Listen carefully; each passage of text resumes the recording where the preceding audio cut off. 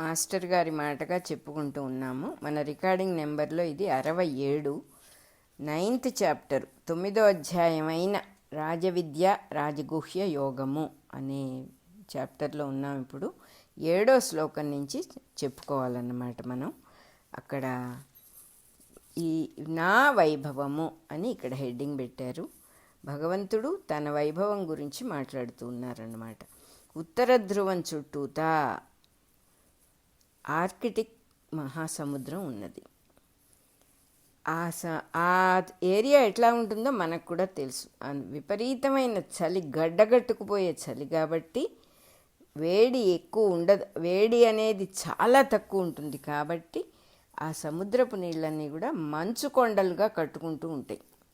మంచు కొండలుగా మంచు కట్టి ఆ సముద్రపు నీళ్ళల్లో కరిగిపోతూ ఈదుతూ మళ్ళీ కరిగిపోతూ ఒకదానికొకటి కొట్టుకుంటూ ఉంటాయి అంటున్నారు. అంటే ఒక సముద్రాన్ని మనం పెద్ద మహాజలం, అది సముద్రం అంటే సామాన్యమైన విషయం కాదు, చాలా పెద్ద జల నిధి అది. ఆ నీళ్ళే మంచుగడ్డలు కట్టుకొని మంచుగడ్డలుగా మారి ఆ నీళ్ళల్లోనే తేలుతూ ఉండటం గురించి చెప్తూ ఉన్నారు ఇక్కడ చక్కగా. మనకి ఇంకొక సింబాలిజం ఏం చెబుతున్నారంటే, అలాగే మహేశ్వరుడు అనే అవతారంలో ఉన్న భగవంతుడు ఒక మహాసముద్రం అనుకోవాలట మనం. ఈ మహాసముద్రం ఏదైతే ఉందో అది మహేశ్వరుడు అనే అవతారమూర్తి. అందులో ఉన్న నీళ్లే నేను అనే ప్రజ్ఞట. అందులో జీవుల రూపాలు కట్టుకొని తేలుతూ ఈదులాడుతూ కరిగిపోతూ ఉంటారు. ఎంత బాగుందో ఈ ఎగ్జాంపుల్. అంటే ఒక మంచుగడ్డకు ఒక ఆకారం వచ్చింది కదా, నీళ్ళకు ఆకారం లేదు. ఏ పాత్రలో పోస్తే ఆ పాత్ర ఆకారాన్ని ధరిస్తాయి నీళ్లు. కానీ మంచుగడ్డలు ఎంత వెరైటీ ఆఫ్ ఆకారాలు దాలుస్తాయి, మనం ఒకదానికొకటి పోల్చి చెప్పడానికి వీల్లేదు అసలు. అనేక రకాల ఆకారాలు ఆ నీళ్లతోనే రూపుకట్టుకొని అంటే రూపాన్ని పొందుతూ ఆ నీళ్ళల్లోనే ఈదుతూ మళ్ళీ కరిగిపోతూ మళ్ళీ తయారవుతూ ఉంటాయి. ఎంత బాగుందంటే ఇది. ఈ సృష్టిలో ఉన్న జీవులు ఎలా శరీరాల్ని ధరిస్తున్నాయి, సృష్టిలో ఉన్న జీవులు ఎలా మళ్ళీ వెనక్కి ప్రకృతిలోకి వెళ్ళిపోయి కరిగిపోతున్నాయి అనే దాంతో సింబాలిజంగా చెప్తూ ఉన్నారు. కరిగిపోయే లోపల ఏమవుతాయి, చిన్న చిన్న పెద్ద పెద్ద పర్వతాలన్నీ మంచుగడ్డలన్నీ గుంపులుగా అవుతాయి. ఆ గుంపులుగా అయినవే మన కుటుంబాలు అంటున్నారు. భూమి మీద మనం గుంపులుగా ఉన్నది కుటుంబాలు, వర్గాలు, జాతులు, కులాలు, కుటుంబాలు అన్నీ కూడా అవే. కొన్ని ఏమవుతాయి, సముద్ర వేగానికి కొట్టుకొని బద్దలైపోతాయి కొన్ని ఐసు ముక్కలు. అదే మనం చంపుకోటాలు, యుద్ధాలు అని చెప్పి చెబుతూ ఉన్నారు. కొన్ని మంచు ముక్కలు రెండు కలిసి ఒక ముక్క అయిపోతూ ఉంటుంది. అలాగే జీవులకు పిల్లలు పుడుతూ ఉంటారు. మంచు కొండలు నేను అను జలముపై తేలుచుండును. అసలు ఉన్నదంతా ఏంటి, ఒక్క నేనే ఉంది. ఆ ఒక్క నేనులో ఇవన్నీ కనపడుతూ ఉన్నాయి. ఉన్న ఒక్క స్క్రీన్ మీద అనేక బొమ్మలు కనపడుతూ ఉన్నాయి. ఆ ఒక్క స్క్రీను తీసేస్తే మొత్తం అన్నీ పోతాయి. ఎంత బాగా చెబుతున్నారో. జీవులకు పిల్లలు పుట్టడం అంటే ఏమిటి అనేది కూడా చెప్పారు. ఈ మంచు కొండలు నేననే జలం మీద తేలుతూ ఉన్నాయి, నీళ్ళ మీద తేలుతూ ఉన్నాయి. కాబట్టి తమ కంట కింద ఉన్న చేపల్లాంటి జీవులు తమ ఆజ్ఞకి లోబడవు. ఎవరి జీవితాలు అవి జీవిస్తూ ఉంటాయి. పై సర్ఫేస్లో మంచు ముక్కలు తేలుతున్నాయి, కానీ సముద్ర జలాల్లో కింద చేపలవి ఎంత స్వతంత్రంగా, ఈ మంచు ముక్కలతో వాటికి సంబంధం లేదు. అంటే మనమేమి ఆజ్ఞ పెట్టక్కర్లేదు. సృష్టిలో ఉన్న జీవులన్నిటినీ వాటికి అవి స్వేచ్ఛగా జీవిస్తూ ఉన్నాయి. జీవులన్నీ కూడా సముద్ర జలాల్లో లోపలగా ఉన్న చేపల్లాంటి జీవులు ఎంత హాయిగా ఉన్నాయో అట్లా ఉంటున్నది సృష్టిలో జీవులందరూ కూడా అంటున్నారు. ఉష్ణోగ్రత అంటే వేడి మార్పులతో అప్పుడప్పుడు ఈ కొండలకి, ఈ మంచు కొండలకి కన్నాలు ఏర్పడతాయి, అంటే హోల్స్ ఏర్పడతాయి. ఆ హోల్స్ ఏర్పడటమే ముక్కులు, చెవులు, నోరు అనేటటువంటివి అంటున్నారు. అందులోపలికి గాలి వెళ్ళి బయటికి వస్తూ ఉంటుంది. మరి ఒక హోల్ అనేది ఉన్నప్పుడు గాలి వెళ్తుంది కదా, అదే మన శ్వాస అంటున్నారు. అసలు మన దేహాన్ని ఎలా వర్ణిస్తున్నారు, అంతకంటే దీనికి ఇంపార్టెన్స్ లేదు. ఫోర్స్కి కింద మీద పడేటటువంటి మంచు ముక్కలకి ఎలా అయితే హోల్స్ కన్నాలు ఎలా పడుతూ ఉంటాయో అదే రకంగా మనిషిలో అనేక కన్నాలు ఉన్నాయి. ముక్కులు, చెవులు, పొట్ట, ఊపిరితిత్తులు అనేకం ఉన్నాయి. ఆ గాలి లోపలికి పోయి మళ్ళీ వెనక్కి వస్తూ ఉంటుంది. అట్లాగే జీవుల శ్వాస నడుస్తోందని భావించుకోవచ్చు అంటున్నారు.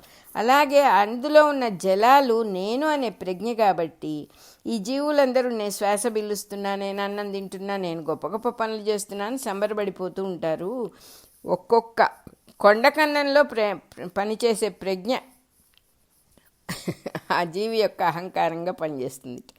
ఒక కొండలో ఒక కన్నం పడింది, అందులో గాలి వస్తూ పోతూ ఉంటే ఇది నేను అని అక్కడ ఒక ప్రజ్ఞ కూర్చొని వాడికి ఒక పేరు పెట్టుకొని, ఆహా నేను ఇంత గొప్పవాడిని అంత గొప్పవాడిని, నా అంత వాళ్ళు లేరు అనే అహంకారంగా పనిచేస్తుంది అక్కడ. ఎందువల్ల ఇది ఎంత అద్భుత సృష్టి! ఈ నేను అనే ప్రజ్ఞ యొక్క వైభవమే నాకు సంబంధించింది అంటున్నారు పరమాత్మ. నా వైభవము అని మొదలుపెట్టారు ఇక్కడ. ఈ నేననే ప్రజ్ఞ ఎక్కడ పెడతామో అక్కడ ఒక అద్భుతమైన విచ్చుకోవటం అనేది జరుగుతుంది. నేను అని అక్కడి నుంచి మొదలు పెట్టేస్తాడు వాడు. నేను ఇది, నేను అది అని అనేకం వచ్చేస్తాయి అక్కడ. ఇదంతా నాకు సంబంధించింది, మామిక అంటే నాకు సంబంధించింది అని అన్నమాట. కాబట్టి సర్వజీవులు, సృష్టి మొత్తంలో ఉన్న జీవులందరూ కూడా నాలోనే ఉండి నాకు సంబంధించిన స్వభావాన్ని పొందుతున్నాయి. ఈ స్వభావము లేక ప్రకృతి అని నాది అనబడే భావంగా దీంట్లో ఉంటుంది. ఎక్కడెక్కడ నాది నేను అని అనిపిస్తోందో అది భగవంతుడి భావమే అని చెప్తూ ఉన్నారు. ప్రకృతి నాది అన్నప్పుడు స్వభావం నాది. ఈ విధంగా నా ప్రకృతిలోనే ఈ జీవులన్నీ కూడా నివసిస్తూ ఉన్నాయి. ఇవి కరిగిపోతూ ఉంటాయి, మంచు ముక్కల్లాగా చక్కగా కరిగిపోతాయి. మళ్ళీ ప్రతి మనిషి, ప్రతి దేహం వెళ్ళిపోతుంది, మళ్ళీ కొత్త దేహాన్ని వేసుకొని వస్తుంది. మంచు ముక్కలు పాత ముక్కలన్నీ కరిగిపోతాయి, కొత్త ముక్కలు మళ్ళీ అదే నీళ్ళ నుంచి మళ్ళీ ముక్కలు కట్టుకుంటూ మళ్ళీ కొండలు కట్టుకుంటూ మంచు తయారవుతుంది. అది చెబుతున్నారు. ఇవి మొత్తం కరిగిపోతే సృష్టి అంతా అయిపోతే కల్పక్షయము అయిపోయింది, ఏమీ లేదు, నిరామయంగా ఉంది. నిద్రపోయాం మనం ఎంత ప్లాన్లు చేసామో, ఎంత పెద్ద సంసారాన్ని పెట్టుకున్నామో, ఎంత పెద్ద వ్యాపారాన్ని పెట్టుకున్నామో మొత్తం నిద్రలో అన్నీ లోపలికి వెళ్ళిపోయినాయి, ఏమీ లేదు, నిరామయంగా అయిపోయినాయి. నా ప్రకృతినే పొందుచున్నవి అవన్నీ కల్పక్షయం అయినప్పుడు అవన్నీ ఎక్కడికి పోతున్నాయి? నిద్రలో మనం చేసుకున్న సృష్టి అంతా మనలోకి వెళ్ళిపోయినట్టుగా ఆ పరమాత్మనే పొందుతోంది ఆ ప్రకృతి అంతా కూడా. మళ్ళీ కల్పాంతం అయిపోగానే నేను వాటిని అన్నిటినీ సృష్టిస్తున్నాను అంటున్నారు. అందులో నా ప్రకృతే వాడి ప్రకృతిగా మెలుగుతోంది. చూసావా నా వైభవం ఎంత అద్భుతమైన వైభవం అంటున్నారు. ప్రతివాడు నేననేటట్టుగా నా ప్రకృతి వల్ల జరుగుతోంది. ఎవడు ఎక్కడ నేనన్నా అది నేనే అంటున్నాడు ఆ పరమాత్మ. ఇదే నా వైభవం అంటున్నాడు. కానీ 7వ శ్లోకం అయిపోయింది ఇక్కడ. కానీ నేను వీటిని ఎట్లా పుట్టిస్తున్నాను? నా ప్రకృతిని అవలంబించి నేను పుట్టిస్తున్నాను. నేనన్న మహాసముద్రమే నా ప్రకృతి, ఆ మహాసముద్రమే దాని పేరే నేనుట. మళ్ళా పుట్టించటం కరిగించటం కూడా నా ప్రకృతే.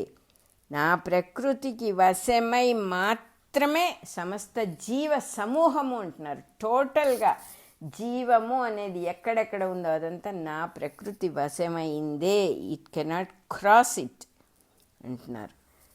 మనకి ఎంత మటుకు ఫ్రీడమ్ ఉంది? అసలు ఏమన్నా ఫ్రీడమ్ ఉందా? యూజీ ఒక మాట చెప్పేవారు, one should understand his or her helplessness totally, then only he can cross it అని. సో అదేంటిది? మనం కట్టుబడి ఉన్నామని అనుకునేది మనమే. దాంట్లో నుంచి కట్టు లేదు, బంధం లేదు అనుకున్నప్పుడు బయటికి రాగలిగింది మనమే. అంత చక్కని సిస్టమ్ పెట్టాడు ఇక్కడ భగవంతుడు. ఆహారం రెగ్యులర్గా హాయిగా తింటూ ఉంటాం, ఒకరోజు జబ్బు చేస్తే అదే ఆహారం తినలేం. ఎంత సింపుల్ విషయం, నోట్లో పెట్టుకొని మింగలేం. ఆ శ్వాస అనేది ఆడిస్తూనే ఉంటుంది, ఆపకుండా ఆడిస్తూనే ఉంటుంది. అవసాన కాలం వస్తే నీ చేతిలో ఉండదు, టక్కన ఆగిపోతుంది అంటున్నారు. ఏమి స్వాతంత్ర్యం ఉందనుకుంటున్నారు మీరందరూ మీకు అంటున్నారు. అంతా నా వశంలో ఉంది, మీ వశంలో ఇది లేదు. మీకు లొంగకుండా శ్వాస టక్క నిలిచిపోతుంది అంటున్నారు. తన మనస్సు దానికి అనుకూలంగా నడిస్తే పరిస్థితులన్నీ బాగుంటే, ఆహా నేనంతా చాలా బాగా చేస్తానండి, నాకు చాలా తెలివండి, నేను అటు ఇటు పోనివ్వనండి. మనం మాట్లాడుకుంటూనే ఉంటాను. నా స్వభావం ఏంటంటే నేనంతా చాలా జాగ్రత్తగా ఉంటాను. అసలు ఇంట్లో అటు ఇటు ఎక్కడ ఒక ధూళికణం లేకుండా చూసుకుంటానండి. ఓహో అవునా, ఆ శ్వాస ఆగిపోతే ఏం చూసుకుంటావు నాయన, నువ్వు ఏం చూసుకుంటావు తల్లి నువ్వు? అలా ఉంటుందన్నమాట. మనకు అనుకూలంగా ఉన్నప్పుడు ఆహా నేను చేస్తున్నాను అనిపిస్తుంది, టక్కని వాడు ఆ గాలిగొట్టాన్ని మూసేస్తాడు, ముయ్యంగానే ఈ దేహం పడిపోతుంది. 8వ శ్లోకం అయిపోయింది. ఆర్కిటిక్ మహాసముద్రంలో ఉన్న ఈ మంచు కొండల బరువు ఎంత బరువు ఉంటాయో అవి. ఆ బరువేనా మంచుకు అంటుతుందా? Is it possible? ఆ మంచుకు అతుకుతుందా అసలు? అంటది కదా. పోనీ ఆ నీళ్ళకి ఏమైనా వర్తిస్తుందా అది? పోనీ ఆ కన్నాలు ఏర్పడ్డాయి కదా, హోల్స్ ఏర్పడ్డాయి కదా మంచు కొండల్లో, వాటికి ఏమన్నా ఆహా ఇవి నాకు సంబంధించిందే, ఈ బరువు నాకు తెలుసు అంటుందా? అన్నది కదా. పోనీ ఆ మంచు కొండల ఆకారం ఉంది కదా, ఒక షేప్ వచ్చినాయి కదా మంచు కొండలకి, ఆ షేప్ ఏమన్నా ఆకాశానికి సంబంధించిందేనా? చోటు ఇది నాదే అని అనటానికి వీలవుతుందా? చోటు చెప్పగలుగుతుందా అట్లా? యాదృచ్ఛికంగా కొన్ని కన్నాలు కలిసి ఒక్కొక్కప్పుడు ఒక కోతిలాగా ఆకారం వస్తుంది. దాని చుట్టూ ఉన్న ఆకాశం కూడా కోతి ఆకారం ఉంటుంది అంటున్నారు. మనం అర్థం చేసుకొని మామూలు సర్వసాధారణమైన చిన్న విషయాలు మనం ఎలా నెగ్లెక్ట్ చేస్తామో, ఇప్పుడు మన శరీరం ఈ గాల్లో ఉంది, ఈ ఆకాశంలో ఉంది, ఈ స్పేస్లో మన శరీరం ఉంది, భూమి మీద 2 కాళ్ళు నిల్చున్నాయి. ఇదే షేపు, నా శరీరం ఉన్న షేపే ఇప్పుడు స్పేస్కి వచ్చిందా లేదా? ఉంది అంటున్నారు ఇక్కడ పరమాత్మ క్లియర్గా. ఆకాశానికి కూడా ఆ ఆకారం వస్తుంది అంటున్నారు. కానీ ఆకాశానికి అంటుతుందా? అది అంటది కదా. ఆకాశానికి ఏదన్నా అంటుతుందా అసలు? అలాగే ఇంకో మాట చెప్పారు ఎవరో, నోట్లో ఏది ముట్టుకున్నా జిడ్డు అంటుతుంది, నాలిక్కి మటుకు జిడ్డు అంటది, పెదవులు కూడా జిడ్డు అంటుతుంది, నాలిక్కి నోటికి మటుకు ఎక్కడా జిడ్డు అంటదు. చాలా ఆశ్చర్యం ఇది. భగవంతుడు మీరు ఏదైనా తినండి నేను చూసుకుంటాను అన్నట్టుగా ఉంది. అలాగే అంటని వస్తువులు కొన్ని ఉన్నాయి, అంటే వస్తువులు కొన్ని ఉన్నాయి. అది అంటే అది బాధ్యత తీసుకోదు. ఆకాశం ఏ షేపుకి బాధ్యత తీసుకోదు, దానికి సంబంధం లేదు అసలు. అట్లాగే జీవులలో నేనుగా ఉన్న అంతర్యామి ప్రజ్ఞకి జీవులు చేసే ఏవి అంటావు సంబంధం లేదు అసలు. జీవులు చేసే పనులకి అంతర్యామి ప్రజ్ఞకి ఏ రకమైన సంబంధం లేదు, ఏ రకమైన అంటుకోవటం అనే ప్రాసెసే లేదు ఇక్కడ అసలు. అంటవు అని చెప్పేస్తున్నారు. జీవులకు అంటుతాయి, ఒళ్ళంతా పూసుకోవచ్చు ఏదైనా, మన నాలుకకు అంటవు. జీవులలో ఉన్న అంతర్యామికి అంటవు, లోపలగా అంతర్యామిగా ఉన్నవాడికి అంటవు, ఏది తానుగా ఉన్నాడో వాడికి అంటవు. వాడు అన్నీ అవనిస్తూ ఉంటాడు. ఎవరికి ఈ దేహానికి ఏదంటినా వాడికి సంబంధం లేదు. అదే రకంగా స్మరణ చేత నేను జీవుణ్ణి అనుకునేవాడికి తప్పకుండా అంటుతుందిట. ఎంత ఇంపార్టెంట్ సబ్జెక్ట్ చెప్తూ ఉన్నారో ఇక్కడ. నేనే జీవుడు, నేనే మనిషిని, నేను ఫలానా అనుకున్న వాడికి అన్నీ అంటుతాయి. ఎందుకంటే వాడిదని అనుకుంటున్నాడు. వాడేమనుకుంటున్నాడు? ఆ జిడ్డుని అంటించుకునే ఆ కర్మలన్నిటినీ నెత్తినేసుకునేటప్పుడు, ఓహో దోవనబోయే ఓ కర్మదేవత వచ్చి నా నెత్తినెక్కవే అని అడిగినట్టుగా అన్నీ ఇది నేను అనుకొని ఇది జీవుడిని నేను అనుకుని అన్నీ అంటించుకుంటున్నాడు. అదే నాకు సంబంధం లేదు.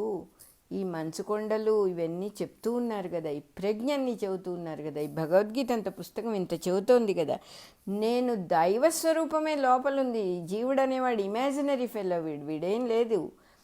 ఈ ఇమాజినరీ ఫెలో గురించి నాకెందుకు అసలు, నాకు సంబంధం లేదు. దైవానికే సంబంధం లేనప్పుడు నాకెందుకు ఉండాలి అని మెంటల్గా వదిలేయటం నేర్చుకుంటూ ఉన్నప్పుడు, దేవుడుగా ఉన్నప్పుడు ఏ కర్మలు అంటవు అని క్లియర్గా రాసేశారు ఇక్కడ. అంతే సంగతులు. ఎంత తేలికగా చెప్పేశారు మనకి. అందుకే దైవస్మరణ అనబడే చిన్న ధర్మం ఉంటుంది. చిన్న ధర్మం, చిన్న పడవ పెట్టుకొని పెద్ద నదిని దాటినట్టుగా చిన్న ధర్మం ఇక్కడ ఉపదేశించారు. దైవస్మరణ. దైవస్మరణ అంటే ఏమిటి? భజన కాదు, దైవాన్ని బ్యాక్గ్రౌండ్. దైవం ఉండబట్టే నేనున్నా, దైవం ఉండబట్టే ఈ సృష్టి ఉంది. టోటాలిటీ అనేది ఒకటి ఉంది, ఒక అద్భుత ప్రజ్ఞ ఒకటి ఉంది. దానిలోనే ఇవన్నీ మంచు కొండల్లాగా ఈ సృష్టి అంతా కూడా తేలుతూ ఉన్నది. మంచు ముక్కల్లాగా, నీళ్ళల్లో తేలే మంచు ముక్కల్లాగా తేలుతూ ఉన్నది ఒకటే వస్తువు. ఆ వస్తువే అన్ని ఆకారాలు దాలుస్తోంది అనేటటువంటి నిత్య స్మరణ, అది మర్చిపోకుండా ఉండటాన్నే స్మరణ అంటున్నారు ఇక్కడ. అంతేగాని భజన కాదు. భజన గురించి చెప్పట్లే. స్మరణ అనేది లోపలగా చేసుకునేది. దేవుడుగా ఉన్నప్పుడు అంటదు, జీవుడుగా ఉన్నప్పుడు అంటుతుంది. కాబట్టి దైవ స్మరణయే మనకి ధర్మం అని ఉపదేశించారు ఇక్కడ. ఈ ధర్మం చాలా చిన్నదైనా కూడా మహాభయం నుంచి రక్షిస్తుంది. మహాభయం నుంచి అభయం వై బ్రహ్మం చేసి పడేస్తుంది జీవుణ్ణి. ఈ కర్మలు నన్ను బాధించవు అంటున్నారు పరమాత్మ. నేను అంటనివాడనై ఉన్నాను, ఈ జీవులలోనే అంటనివాడనై ఉదాసీనుడిగా ఉన్నాను. ఉదాసీనుడిని వలే ఉన్నాను కానీ ఉదాసీనుడిని కాదు. నాకు అన్నీ తెలుసు, నేనేమి తెలియని వాడిని కాదు. ఇక్కడ అన్నీ తెలుసు కానీ చూసి చూడనట్లు అలా ఉన్నాను అంటున్నారు పరమాత్మ. కాబట్టే అంటని దైవము, అంటిన జీవులు మొత్తం అంతా కూడా తన అంతర్యామి అందే ఉన్నవి, తన అంతర్యామిత్వమునందే ఉన్నవి అంటున్నారు. ఇట్టిదే ఇది దేవుని మహేశ్వరత్వము. భూత మహేశ్వరత్వం అంటే జీవులన్నిటినీ, భూతాలన్నిటినీ తనలో పుట్టించుకొని చూసుకొని మళ్ళీ ఆయన దేనికి అంటకుండా నిరామయంగా ఉండి సృష్టినంతా కూడా, ఈ ప్రకృతినంతా కూడా జరగనిస్తున్నాడు తన మీద. జీవులు వాటితో ఎట్లా ఏకత్వం పొంది ఉన్నారో అదే ఈశ్వరయోగము. ప్రకృతి జీవులు ఆ భగవంతుడు ఆ మహేశ్వరత్వంతో ఏకత్వాన్ని పొందితే అది ఈశ్వరయోగం అయిపోతుంది. ఆ అభేదం అయిపోతే ఆ ప్రకృతి ఆ జీవులు మొత్తం ఆ ఈశ్వర స్వరూపమే అనే భావం తెలుసుకున్నప్పుడు అది ఈశ్వరయోగం అయిపోతుంది. లేకపోతే ఐశ్వర్యము, లేకపోతే ఈశ్వర తత్వము, లేకపోతే అదే యోగమాయ అంటున్నారు. పరిశీలించడానికి వేరువేరుగా కనిపిస్తాయి. ఊరికే ఎన్నో పేర్లు చెప్పుకున్నాం ఇప్పుడు, కానీ అస్తిత్వం అంతా ఏకత్వంలోనే ఉంది. ఆ ఏకత్వమే కృష్ణుడు చెప్పిన యోగము. యోగ మాయను వదిలేసి యోగాన్ని పట్టుకుంటే, కలయికని పట్టుకుంటే ఉన్నదంతా ఒకటే. ఎక్కువ అక్కర్లే, చిన్న ధర్మం చెప్పారు, ఉన్నదంతా ఒకటే అని. 9వ శ్లోకం అయిపోయింది. ఇక్కడ ఇంకో చిన్న టెక్నిక్ చెప్తూ ఉన్నారు పరమాత్మ. ఈ జీవుల్ని ఏమన్నా పుట్టించమని నేను ప్రకృతిని ఆజ్ఞ చేశానా? ప్రకృతికి నేను చెప్పానా జీవుల్ని పుట్టించమని? నేను చెప్పలేదు. నా పర్యవేక్షణ కింద ప్రకృతి జీవుల్ని కనిపెంచుతోంది అంటున్నారు. అంటే నేను పైన ఉండబట్టే సన్నిధి మాత్రము చేత, కేవలం సూర్యుడు అలా ఉంటాడు. ఆయన వచ్చి కిందకు వచ్చి పంటలు పండించాడు, భూమి సాగు చేయడు, విత్తనాలు పెట్టాడు, ఊరికే అలా ఉంటాడు. ఆ విత్తనంలో నుంచి మొక్క వచ్చి మహావృక్షం అవుతుంది. ఆ విత్తనంలో నుంచి ఒక విత్తనం 100 విత్తనాలు అవుతుంది. ఈ సృష్టి సన్నిధి మాత్రము చేత మీరు కూడా అలాగే చెయ్యొచ్చు. మీరెవరో మీరు తెలుసుకుంటే మీరు కూడా సన్నిధి మాత్రం చేత ఊరికే ఉండటం వల్లనే చెప్తూ ఉన్నారు ఇక్కడ. నా పర్యవేక్షణ కిందే ప్రకృతి జీవుల్ని కనిపెంచుతోంది అంటే నేను అంగీకరిస్తున్నాను, నేను ఒప్పుకుంటున్నాను అంటే ఏంటి అర్థం ఏంటి? అసలు మనకేమిటి సందేశం ఇస్తున్నారు ఇక్కడ?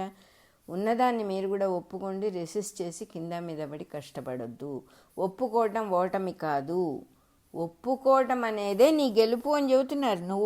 You are crossing the limits. ఒప్పుకోవటం వల్ల అన్లిమిటెడ్లో ప్రవేశిస్తున్నావు నువ్వు, నీకు తెలియటం లేదు. నువ్వు అహంకారపు ఒప్పుకోవటం అని బాధపడక్కర్లేదు. ఇక్కడ అహంకారం లేదు. ఇక్కడ అసలు ఒప్పుకోవటము అనే ప్రాసెస్ ఎప్పుడైతే యాక్సెప్టెన్స్ అనేది నువ్వు పెట్టావో, you are crossing the limited thing and you are entering into unlimited సృష్టిలోకి వెళ్ళిపోతావు, భగవంతుడిలోకి వెళ్ళిపోతావు. ఇలా అంగీకరించడమే. జీవులుగా నేను ఆనందించుచున్నాను, నేనే ఉన్నాను జీవులుగా, అన్నీ ఒప్పుకుంటున్నాను. ఒప్పుకోవటమే అధ్యక్షత అంటున్నారు. అసలు ఎంత బాగుందో ఈ మాట. అధ్యక్షుడండి, ఆయన చెప్పినట్టు చేయాల్సిందే. ఆయన చెప్పినట్టు చేయటం కాదు ఇక్కడ చెప్పేది. అధ్యక్షత అంటే ఒప్పుకొని ఊరుకోవటమే. ఏ రకమైన జడ్జిమెంటు చేయకుండా ఒప్పుకొని ఊరుకోవటమే అని చెప్తూ ఉన్నారు. ప్రకృతి నేను ఊరికే అధ్యక్షుడిగా చూస్తూ ఉన్నాను అంతే. నేను ప్రకృతి పనులు నిర్వర్తించుకొని వెళ్ళిపోతుంది. కాబట్టి ప్రకృతి ఈ లోకాలకి చక్రక్రమ పరిణామాలకు హేతవుతుంది. ఒక చక్రంలాగా దీన్ని సైకిల్ ఏర్పడి ఆ మార్పులన్నిటికీ కూడా కారణం ప్రకృతి అవుతోంది. నేను హేతు అవను, ఎందుకంటే ప్రకృతి చేస్తోంది ఇదంతా. ఈ కార్యక్రమానికి నాకు ఎట్లాంటి సంబంధం లేదు. ఇది ఇలా ఉంటే బాగుండని నేను అనుకోలేదు, నాకు సంబంధం లేదు. ఉన్నదాన్ని ఒప్పుకుంటున్నాను. నేను ఈ ప్రకృతి ఇదంతా చేస్తోంది, నేను అందువల్లనే నేను హేతు అవ్వటం లేదు. మరి అట్లా అయితే మీరందరూ ఎందుకు అన్నీ నెత్తినేసుకుంటున్నారు? ఇది నేనే, ఇది నాదే, ఇది నేనే. దానివల్ల ఏమవుతుంది? కర్మబంధం కలుగుతోంది కదా. నేనున్నట్టుగా మీరుంటే నాతో సమానం అయిపోతారని చెప్తూ ఉన్నట్టుగా ఉంది నాకైతే. మనస్సుకి ఎప్పుడు ఏదో కారణం కనపడుతూ ఉంటుంది. ఈ ప్రకృతే కారణంగా జీవులు పుడుతున్నారు. పుట్టిన జీవికి మనస్సు పుడుతోంది. ఆ మనస్సుకి ఎప్పుడు ఏదో కారణం కనపడుతూ ఉంటుంది. దానికి ఏదో ఒకటి కావాలి, ఆలంబన కావాలి. మనస్సు ఏర్పడిన తర్వాత మనస్సుకి పొడగట్టేదే హేతువు అంటున్నారు. ఇంకా మనస్సుకి తెలిసేది అని చెప్పట్లే, పొడగడుతుంది, ఏదో ఉన్నట్టుగా అనిపించేదే కారణం, అది నిజం కాదు అని చెప్పి ఎంత ఉఫ్ అంటే ఎగిరిపోయేటటువంటిది ఇది అన్నట్టుగా చెబుతూ ఉన్నారు. అంతకుముందు ఉన్న కారణం ఏమిటి? ఈ జీవి రావడానికి ప్రకృతి కారణం. అది కూడా తెలుసుకోకపోతే ఎట్లా మనం? ఆ ప్రకృతి కారణం వల్ల, ఇంతకు ముందు ఉన్న కారణమేమో ప్రకృతి, ఆ ప్రకృతిలోకి వచ్చి మన మనస్సుతో మనం ఊహించుకొని ఇది కారణం అది కారణం అని చెప్పటమే అది అనిపిస్తోంది ఊరికే అట్లా. జీవుల కార్యక్రమంలో ఉన్న కారణాలన్నీ భ్రాంతి మూలకాలు, ఇది మాయా అని చెప్పేశారు. భ్రమ, భ్రాంతి. జీవుల కార్యక్రమంలో ఏ హేతువులు ఉన్నాయో, ఏ కారణాలు ఉన్నాయో, వాళ్ళ మనస్సులో ఎన్నున్నాయో అవన్నీ భ్రాంతియే అని చెప్పేశారు.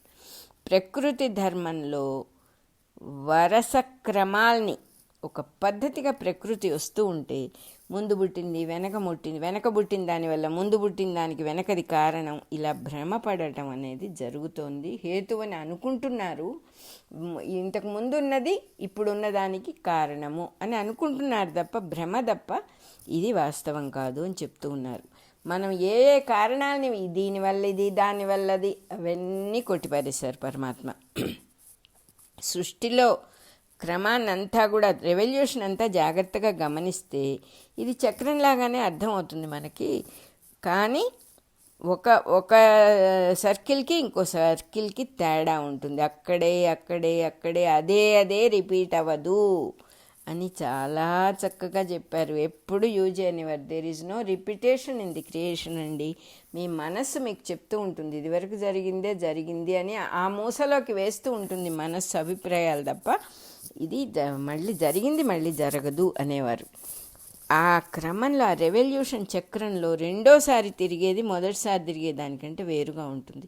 మళ్ళీ ఎన్నిసార్లు ఆ చక్రం తిరుగుతుందో ప్రతిసారి నూతనత్వమే.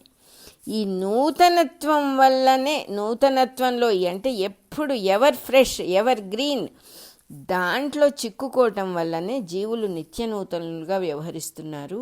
ఇది విశిష్టమైన విచిత్ర పరివర్తనము అంటున్నారు. అంటే పాతవేం లేవు ఇక్కడ. కొత్తగా ఇవాళ ఉన్నది రేపు ఉండదు, ఎల్లుండి ఉండదు, ఈ క్షణం ఉన్నది ఇంకో క్షణం ఉండదు. ఈ నిత్య నూతనమైన దానివల్లనే విచిత్రంగా ప్రవర్తిస్తారు.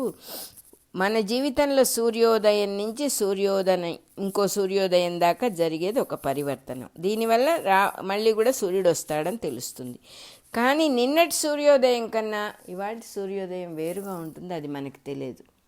అందువల్ల మనకి నిన్న వచ్చినట్టే ఇవాళ సూర్యుడు వచ్చాడు అనుకున్నప్పుడు నాకు తెలిసిపోయింది సూర్యుడు రోజు వస్తాడు కదా అనిపిస్తుంది. కానీ మళ్ళీ ఏం తెలియలేదే నాకు, అలాగే జరుగుతోందా, అర్థమైనట్టుంటుంది, అర్థం కానట్టుంటుంది. అర్థమైందేమో పరివర్తనము, అర్థం కానిది విపరివర్తనము అంటున్నారు. విపరివర్తనం అంటే ఏమిటో ముందు చెప్తారు మనకి. 10వ శ్లోకం అయిపోయింది. ఈ రకంగా నాలో అనేక జీవులు ఉన్నారు, అందరికీ నేను ఎలవ్ చేస్తున్నాను. కానీ ప్రతి జీవి ఎవడికి వాడు నేను అని అనుకుంటూ ఉన్నాడు. అలా అనుకోవడం ఒక పెద్ద మోహము. ఆ మోహపడేవాడిని మూఢుడు అనే అనాలి, వేరే మాటలేదు దానికి అంటున్నారు. మూఢుడు నా పరిపూర్ణత్వాన్ని తెలుసుకోలేక చిన్న ముక్కలుగా ఉన్నటువంటి జీవులందరి ఆ శరీరమే నేను అనుకుంటున్నాడు. ఆ నేను అనే మానవ శరీరాన్ని ఆశ్రయించి నేనున్నానని కూడా అనుకుంటాడు. అది మూర్ఖత్వము, మూర్ఖపడుతూ ఉంటాడు ఇట్లా అనుకొని అన్నారు. ఇది 10వ శ్లోకం అయిపోయింది. ఇల్లు కట్టుకునేవాడు, ఇంకా ఎగ్జాంపుల్ చెబుతున్నారా నేను అని అనుకోవటానికి. ఇల్లు కట్టుకుంటాం, ఆ ఇంట్లో చోటు నాది అంటాం మనం. ఈ చోటంతా నాదండి, మా ఇల్లు అండి అంటాం. చోటులో ఇల్లు కట్టుకొని ఇంట్లో చోటు నాది అంటాడు, అది మర్చిపోతాడు. కట్టుకున్నది నేనని మరిచి తానని భ్రమపడి నేను కట్టుకుంటుని. ఎవరు కట్టారు? ఇల్లు కట్టేంత సత్తా ఉందా నీకు? ఈ చోటులో ఒక ఇటుక పెడితే నిలబడుతుందా? ఆ పరమాత్మ వల్లే సమస్తము జరుగుతోందనే విషయం మర్చిపోయి, ఆ విషయం తెలుసుకోకుండా నేను ఇల్లు కట్టుకున్నాను అని మూఢుడై పలుకుతాడు అంటున్నారు. మూఢుడై అట మాట్లాడతాడు వాడు. అట్టివాడు నా భూత మహేశ్వరత్వాన్ని అనే పరిపూర్ణ భావాన్ని తెలుసుకోలేకుండా ఉన్నాడు. దానిని తెలియనందువల్లే మూఢత్వంగా ఒకళ్ళతో ఒకళ్ళు వ్యవహరించుకుంటున్నారు. అసలు విషయం తెలిస్తే ఇలా ఎందుకుంటారు వాళ్ళు? అంతా నేనే ఉన్నానని తెలిసినప్పుడు వాళ్ళు ఆగుతారు. వాళ్ళు ఆగినప్పుడు వ్యవహారాలన్నీ చాలా, నేనెలా ఊరుకుంటే ఈ ప్రకృతి అంతా కూడా ఇంత వైభవాన్ని సృష్టిస్తోందో అలాగే వాళ్ళు కూడా ఊరుకుంటే వాళ్ళ జీవితం కూడా ఒక పువ్వులాగా విప్పారుతుంది. కానీ వాళ్ళు అలా చేయలేకపోతున్నారు, నన్ను తెలుసుకోలేకపోతున్నారు. దానివల్ల వ్యర్థంగా ఆశలు అల్లుకొని వ్యర్థమైన అనవసరమైన పనులు చేస్తూ ఏదో అక్కర్లేని జ్ఞానాలన్నీ బుర్రలోకి ఎక్కించుకుంటూ రాక్షసంగా, ఆసురముగా అంటే రాక్షసత్వంగా మోహపడుతూ ప్రకృతిని పొందుతూ ప్రకృతినే ఉన్నదాన్ని ఏది చుట్టూ ఉన్నదో దాని గురించి ఒక అభిప్రాయాన్ని మనసులో ఏర్పడిన అభిప్రాయాన్నే నమ్ముకుంటూ నన్ను స్మరించడం మర్చిపోతున్నారు. సో వాళ్ళు దీన్ని దాటలేకపోతున్నారు, ఈ బంధాన్ని. ఎందువల్లంటే అసలు వస్తువుని పట్టుకోలేకపోతున్నారు, అసలు ఎవరున్నారు అనేది పట్టుకోలేకపోతున్నారు, భ్రమలో పడిపోయారు అందరూ అన్నారు. ఇక్కడ 12వ శ్లోకం అయిపోయింది. నెక్స్ట్ హెడ్డింగు దైవీ ప్రకృతి.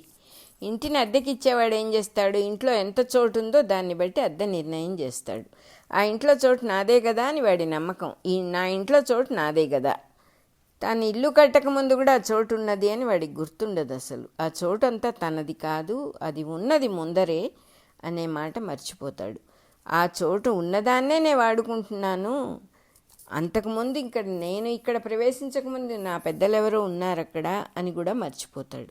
అలాగే తండ్రి పొలాన్ని కొడుకులు పంచుకునేటప్పుడు సరిహద్దు రాళ్లను పెట్టి ఇది నీది ఇది నాది అని కొడుకులు పొలాన్ని పంచుకుంటారు. కొలతలు హద్దులు లేకముందు ఆ భూమి అంతా కూడా మిగతా భూగోళంలో భాగంగానే ఉంది. ఇది నువ్వు దానికి కొలతలు పెట్టావు కానీ అది మొత్తం భూగోళమే దాని స్వరూపం అనేది మర్చిపోతాడు. అసలు గుర్తుండదా, ఆ భావనే ఉండదా, ఆ యాంగిలే ఉండదు మనిషి థింకింగ్లో. అందువల్లనే అది ఇది భూగోళము, ఇది ఆకాశము, ఇది చోటు అనే భావన లేదు కాబట్టి, ఆ విషయం తెలియదు కాబట్టి, తెలియకుండా బతుకుతున్నాం కాబట్టి హద్దుల కోసం పోరాటాలు, కోర్టుకు వెళ్ళటం, ఆస్తి హరించిపోవటం జరుగుతూ ఉంటుంది. గుర్తుంచుకుంటే ఇట్లా జరగదు. పండించుకోవటం, సుఖించటం మాత్రమే జరుగుతుంది. ఈ విషయం గుర్తుంటే ఏదో చోటు పెట్టుకుంటాడు, పండించుకుంటాడు, హాయిగా ఉంటాడు. ఇది నాదెవరో లాక్కున్నారు, ఈ భావాలన్నీ ఉన్నప్పుడు వాడికి సుఖం ఉండదు. ఇంకా ఇట్లా గుర్తుంచుకున్న వారికి ఇంట్లో చోటు కాదు, ఇల్లే చోట్లో ఉంది అని అర్థమవుతుంది. చోటు అంటే మహాకాశం. అలాగే భూమి అంటే సరిహద్దులో రిజిస్టర్ చేసిన భూమి కాదు, సరిహద్దులే భూమిలో భాగాలు. చోటంటే భూగోళమందలి మహాభూమి. చోటు అనగా భూగోళమందలి మహాభూమి. ఆ చోటు అనేది కూడా ఒక ఆశ్రయం ఇస్తుంది కదా. భూమాత భూదేవి మనకు ఎలా ఆశ్రయం ఇస్తుందో చోటు భూమికి, గ్రహాలకు, అన్నిటికీ మొత్తానికి ఆశ్రయం ఇస్తుంది కాబట్టి అది మహాభూమి. చోటు అనేది భూగోళమందలి మహాభూమి అంటున్నారు. ఈ విధంగా గదుల్లో చోటుని, హద్దుల్లో భూమిని నమ్ముకున్న వాళ్ళు అల్పాత్ములు. వాళ్ళకి నేను అంటే దేహంగా ఉన్న భాగమే. మహాభూమిని మహాకాశము అని జ్ఞాపకం పెట్టుకున్నవారు మహాత్ములు. వాళ్ళకి నేను అంటే అంతర్యామే. ఆ విషయం తెలియక అల్పాత్ములైన మానవులు బాధలు పడుతున్నారు అంటున్నారు. మహాత్ములు, అల్పాత్ములు అని 2 రకాలుగా ఉన్నారు మనుషులు. అందులో అల్పాత్ములేమో అసుర స్వభావం, అంటే రాక్షసుల్లాగా ఉంటారు. మోహపడతారు, మోసపోతారు, మోసం చేస్తారు. ఆ కష్టాలు కొట్టుకొని కలహాలు చేసుకొని దుఃఖాల పాలవుతున్నారు. మహాత్ములేమో నా స్వభావాన్ని తెలుసుకొని, నా స్వభావం అంటే అంతర్యామి స్వభావమే కాబట్టి, నేను అంతర్యామిని కాబట్టి నాకు ఆ స్వభావం ఉన్నది.